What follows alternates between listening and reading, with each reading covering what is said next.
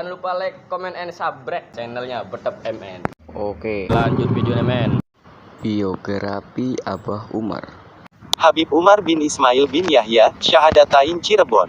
Melawan penjajah dengan dakwah. Demi menegakkan ajaran Islam, ia tak kenal kompromi dengan pemerintah kolonial Belanda. Berikut adalah biografi singkat Abah Umar yang diketahui oleh umumnya masyarakat yang sudah kami rangkum. Abah Umar adalah keturunan Rasulullah SAW ke-36. Marga beliau adalah Yahya. Adapun silsilahnya adalah Umar bin Ismail bin Ahmad bin Syaikh bin Taha bin Masyi bin Ahmad bin Idrus bin Abdullah bin Muhammad bin Alawi bin Ahmad bin Yahya bin Hasan bin Ali bin Alawi bin Muhammad bin Ali bin Alawi bin Muhammad bin Ali Muhammad Sahib Al-Mirbad bin Ali Hali Kasim bin Alawi bin Muhammad bin Alawi bin Ubaidillah bin Ahmad Al-Muhajir Ilallah bin Isa An-Nakib bin Muhammad An-Nakib bin Ali Al-Arid bin Jafar Sadiq bin Muhammad Al-Bakir bin Ali Zain Al-Abidin bin Husain bin Fatimah Az-Zahra binti Muhammad Rasulullah SAW. Habib Umar adalah salah seorang keturunan Alawiyah yang lahir pada tanggal 12 Rabiul Awal 1298 H bertepatan dengan tanggal 22 Juni tahun 1888 M di Arjawinangun Cirebon, tanda kurang lebih 25 km ke arah barat laut kota Cirebon. Sejak usia remaja, beliau mengembara menuntut ilmu dari satu pondok pesantren ke pondok pesantren yang lain. Pesantren yang beliau singgahi pertama kali adalah Pondok Pesantren Ciwedus Cilimus Kuningan Jawa Barat yang diasuh oleh Kiai Haji Ahmad Sobari. Menurut cerita Kiai Haji Ahmad Sobari adalah orang yang pertama kali bayat tarekat kepada beliau, padahal usia Abah Umar di kala itu masih relatif muda. Dari Ciwedus, beliau bertemu dengan Kiai Haji Abdul Halim, seorang kiai muda dari Majalengka, Jawa Barat yang juga pernah menjadi murid Kiai Haji Ahmad Sobari. 2 tahun kemudian beliau pindah ke Pondok Pesantren Bobos Palimanan Cirebon yang dipimpin oleh Kiai Sujak.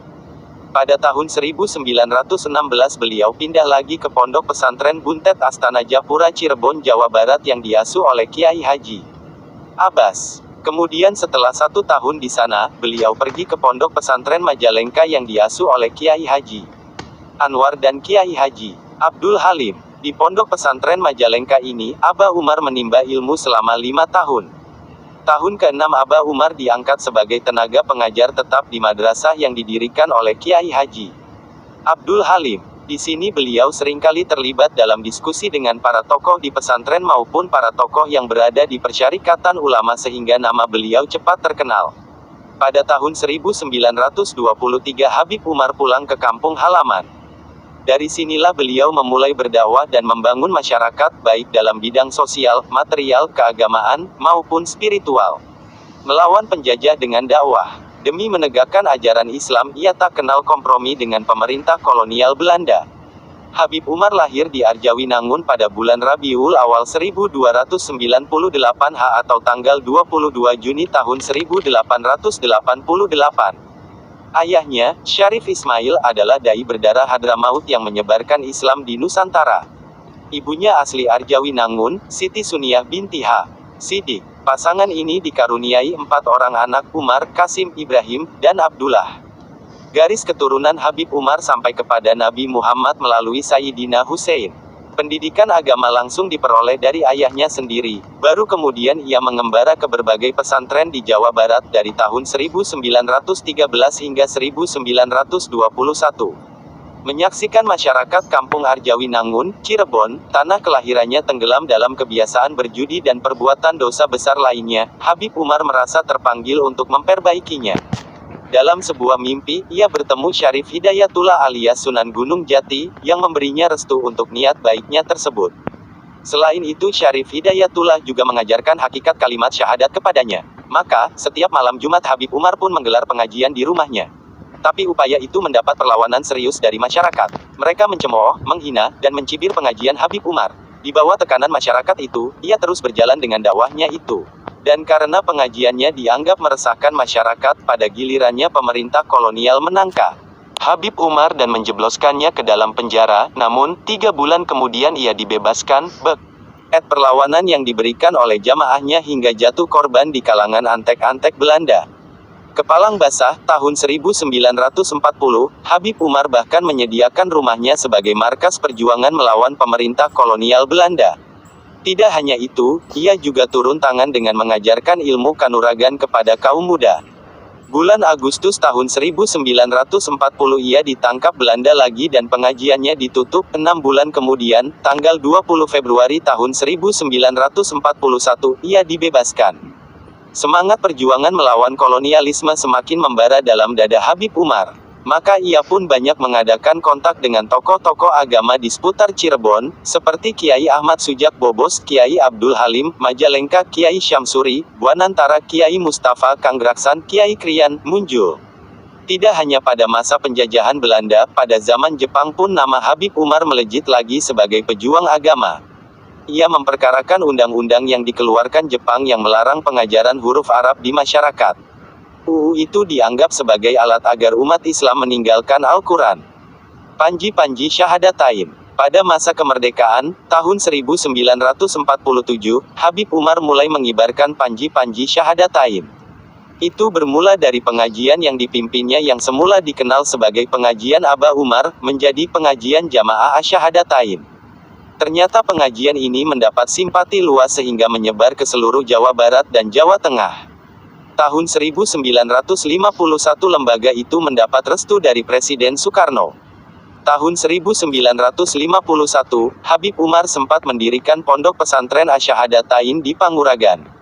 Namun selain mengajarkan ilmu agama dan keterampilan seperti bertani, menjahit, bengkel, koperasi, dan ilmu kanuragan, Habib Umar juga mengharuskan jamaahnya bertawasul kepada Rasulullah, malaikat, ahlul bait, wali, setiap selesai salat fardu. Menurutnya, tawasul menyebabkan terkabulnya suatu doa. Lebih jauh lagi, Habib Umar juga mendirikan tarekat Asyahadatain. Ia juga sekaligus pemimpin tarekat Asyahadatain, menulis buku berjudul Aurat Tarika Al-Syahadatain, sebagai pedoman bagi jamaahnya. Syahadat menurut Habib Umar tidak cukup dilafazkan di mulut tapi maknanya juga harus membias ke dalam jiwa. Dengan persaksian dua kalimat syahadat itu, seseorang akan diampuni atas dosanya, dan terkikis pula akar-akar kemusyrikan dalam dirinya. Karyanya yang lain adalah Aurat, 1972, menggunakan bahasa daerah yang berisi ilmu akhlak dan tasawuf, akidah dan pedoman hidup kaum muslimin. Habib Umar menghadap ke hadirat Allah pada 13 Rajab 1393 atau tanggal 20 Agustus tahun 1973. Semoga amal ibadah dan perjuangannya mendapat balasan yang setimpal dari Allah. Ceramah Habib Lutfi tentang Habib Umar. Tentunya Pak Umar paling rakyat. Beliau dari ketinggian makomnya luar biasa indah keauliaannya, kutbil aktor paling terlama menjabat kutbil aktor di Jawa, Umar bin Ismail. Umar bin Ismail bin Ahmad.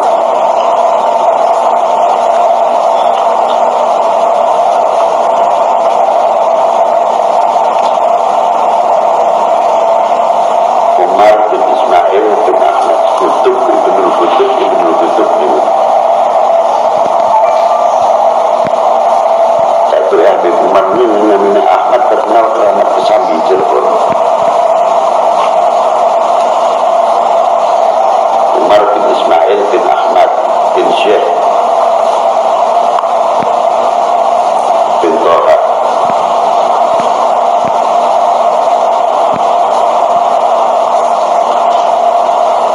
Putranya Syekh itu sedaya wali minal awliyaillah.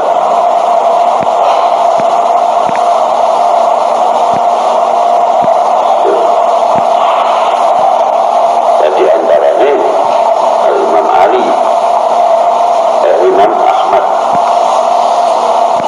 yang masuk ke Indonesia, asing nurunnya ke Habib Umar bin Ismail.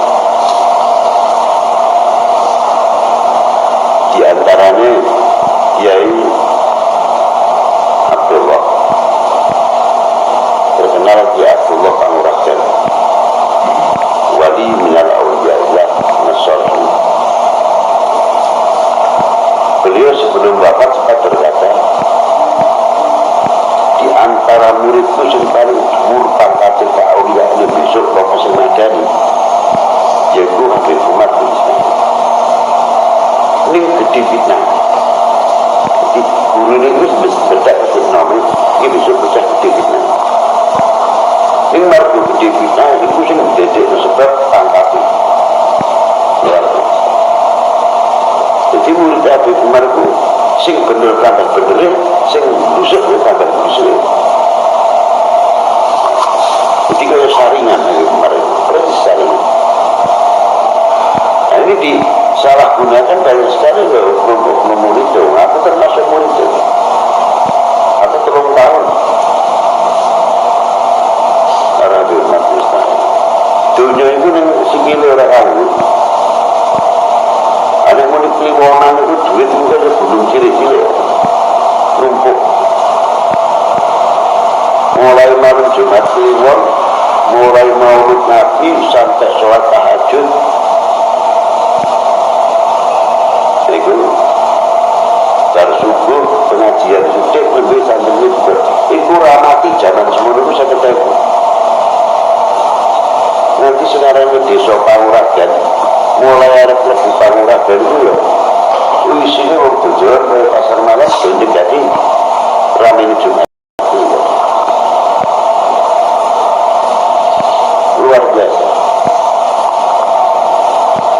Panen orang tahu kan wala panen padi, wala panen jagung, wala panen kedelai, walhasil orang tahu kan ngomong.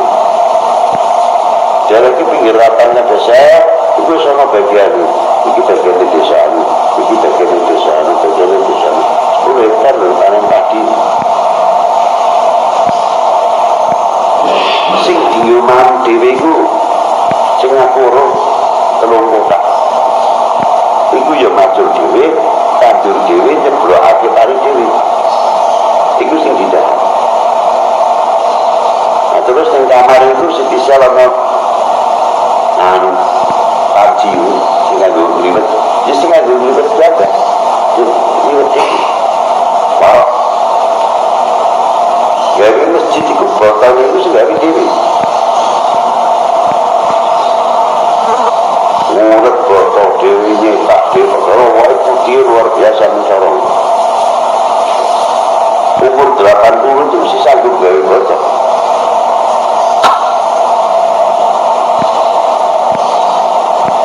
Nah, di Arab saja pidato minggu soal Indonesia.